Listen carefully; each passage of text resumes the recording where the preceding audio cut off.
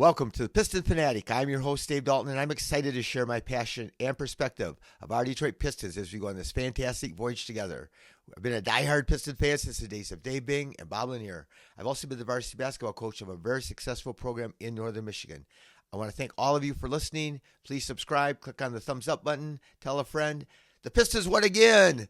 Crazy game, 122 to 119 in overtime, and we were down by like 6 or 8 points late in the game.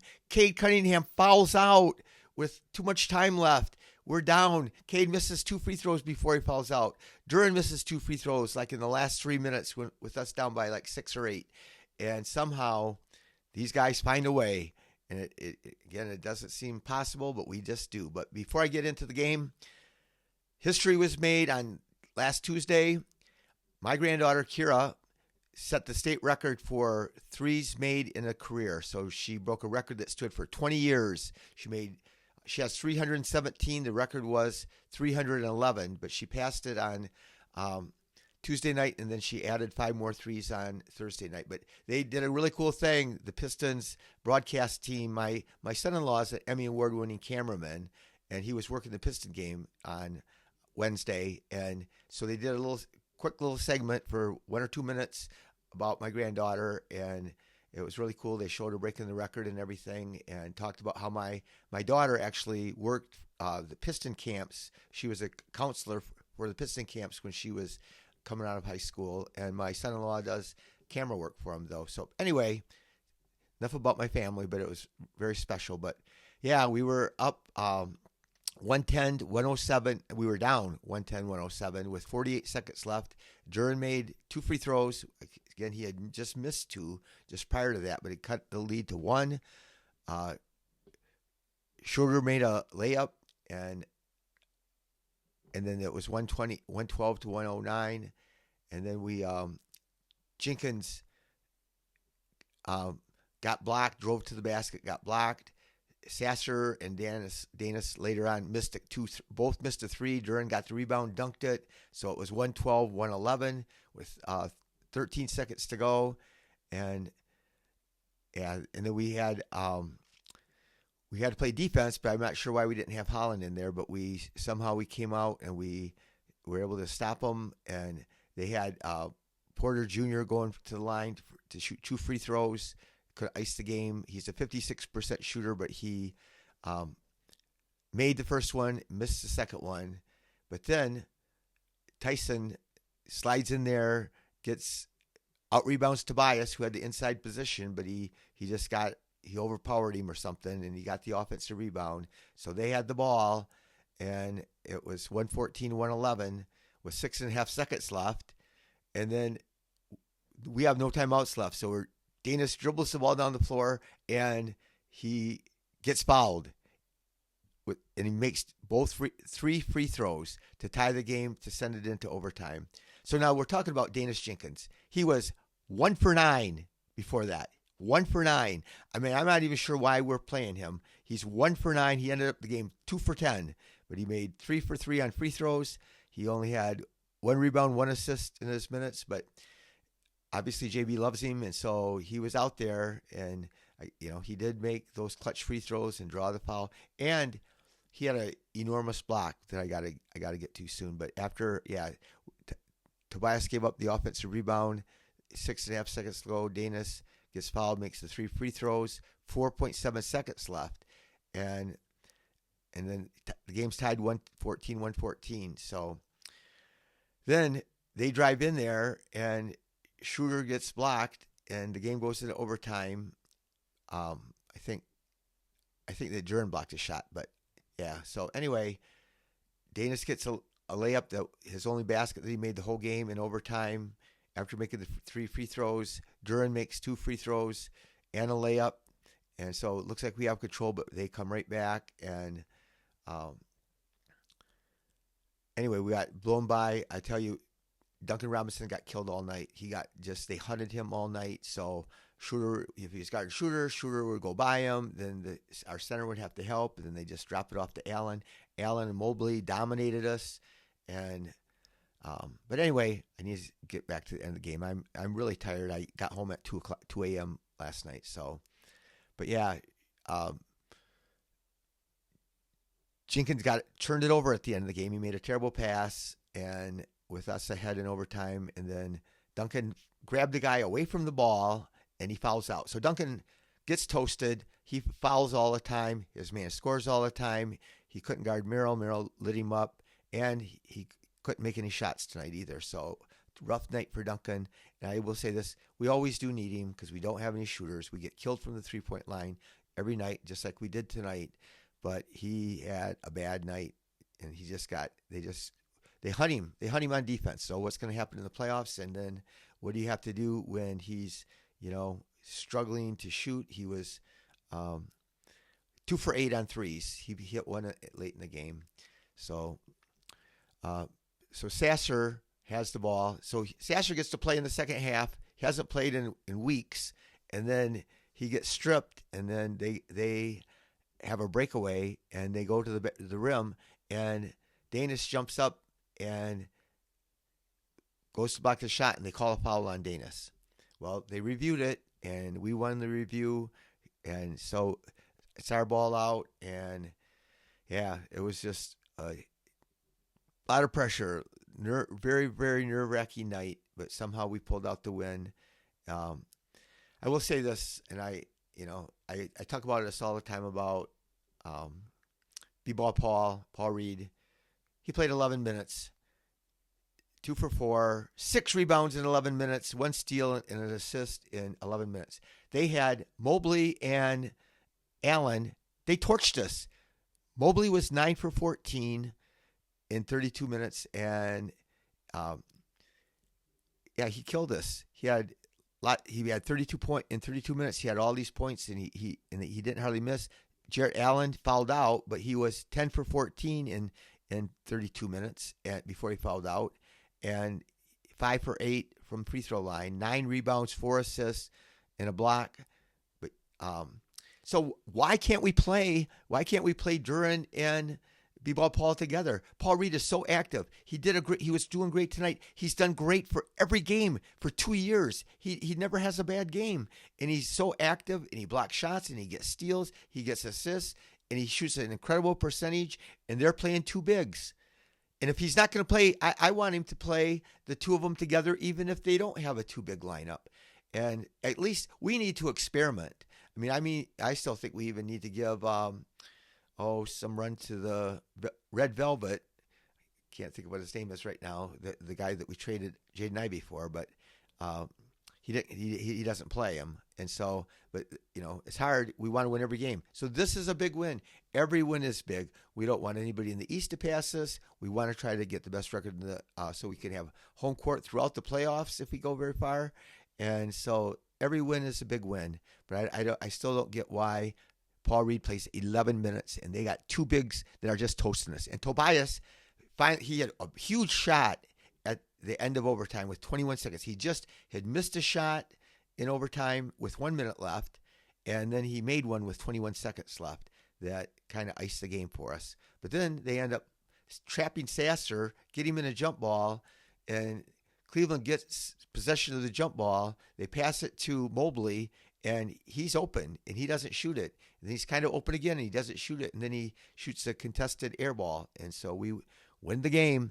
But yeah, I don't get why we can't try to play. Why we wouldn't play when except like I said, coaches like certain players. Coaches don't particularly like another players. This is more proof that JB does not like Paul Reed, and because he's just been on fire, and his numbers are better than any starting center, except for Duren. Duren had a monster game. So Duren was the player of the game. So he played 41 minutes. He was 11 for 19, 11 for 15 on free throws. Like I said, he missed a couple big ones down the stretch, but he had 7 offensive rebounds, 16 rebounds overall, 3 steals, and 3 assists and 1 steal.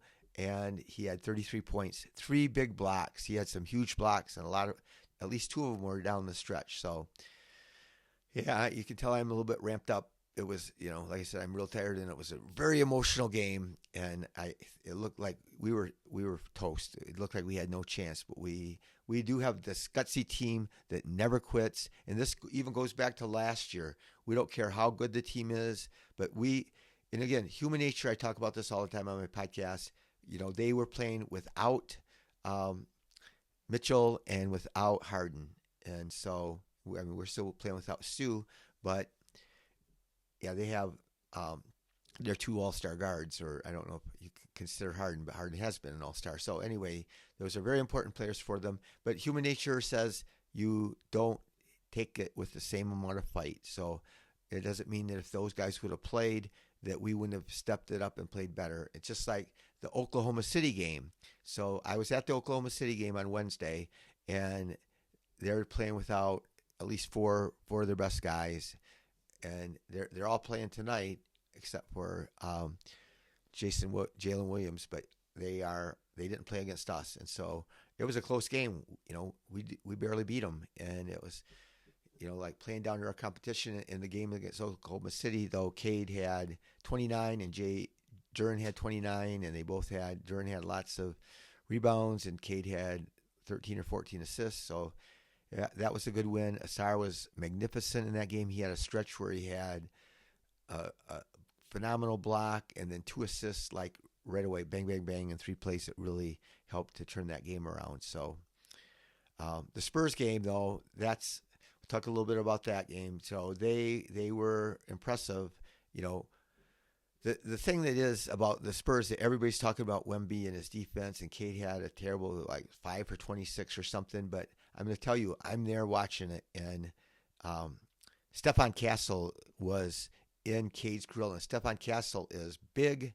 I don't know how tall he is. He's about Cade's size. He's strong, just like Cade. There's very few guards that are as strong as Cade, and he's got really good quickness, and he loves to play defense. He did from the time he was at UConn. He loved to play defense, and so he harassed Cade the length of the court, and so that made things really hard for him. So, and then if Cade beats him, right behind him, they got Wemby, and he blocked at least 3 of Cade's shots, and a lot of shots were altered that people didn't miss, but we did a number on Wemby. Wemby had a terrible offensive game, and a lot of the people after the game, Wemby, and it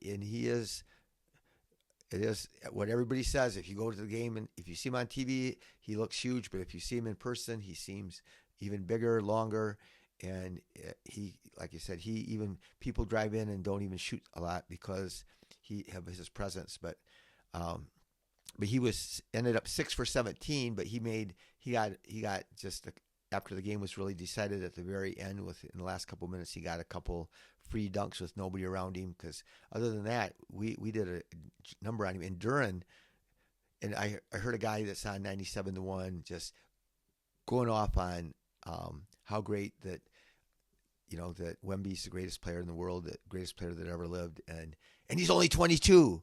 Well, Duren pounded him. Duren had like 25 points and 14 rebounds. And guess what? JD's 22 years old too. So 97 won the ticket. But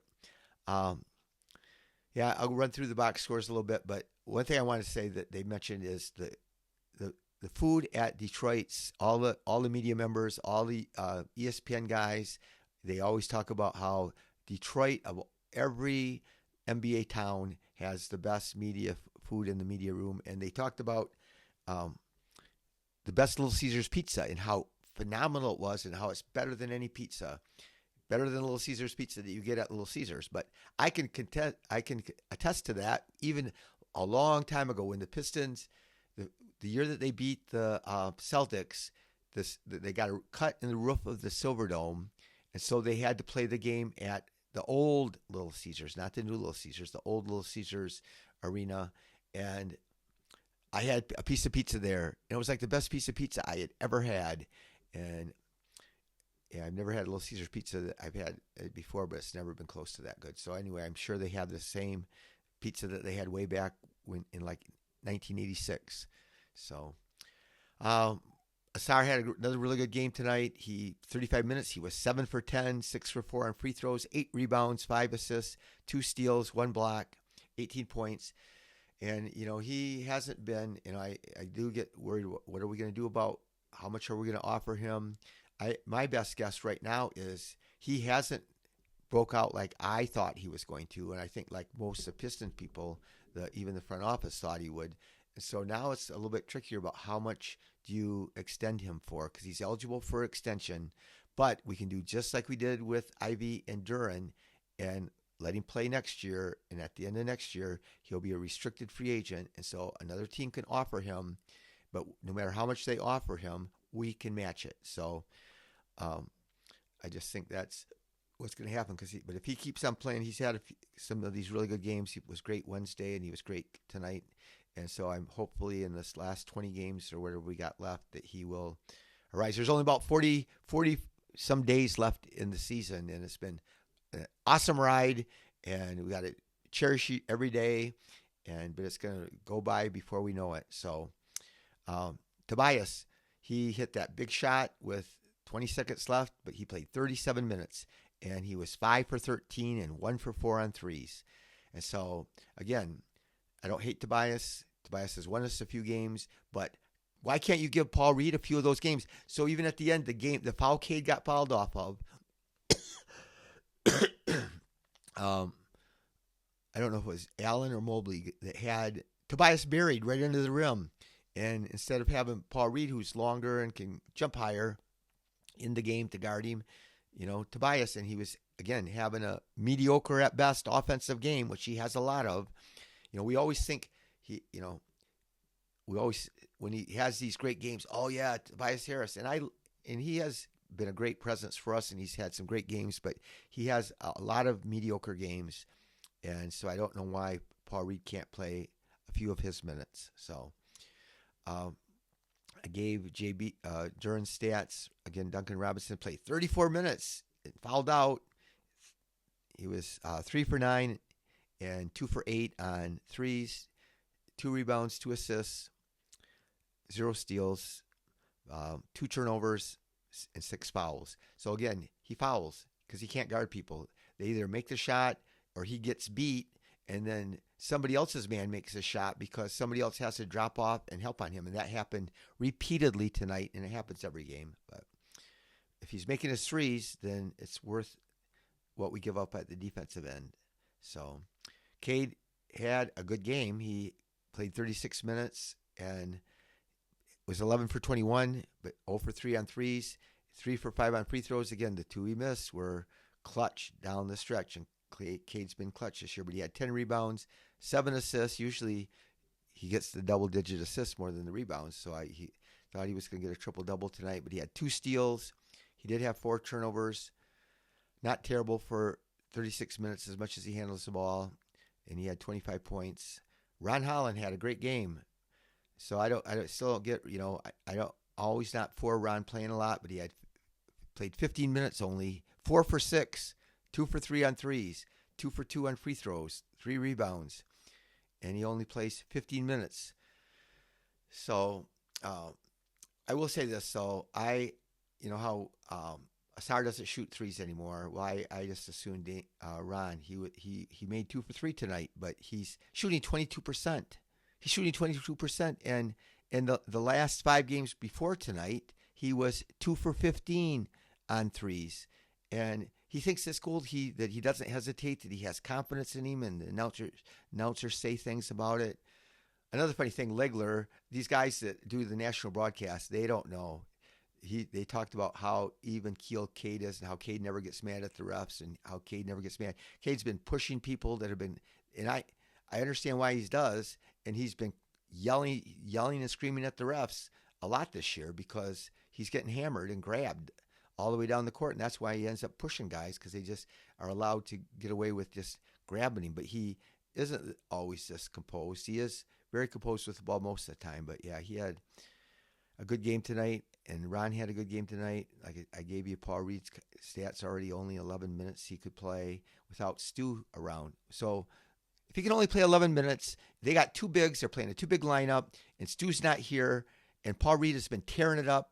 You look at what he's done since Stu got in trouble, got suspended, and he deserves. They always talk about all these guys deserve to play, and JB has said that, and it's really hard. It is. JB has certain guys again like he likes, and he thinks they've earned minutes, and it's hard to play everybody.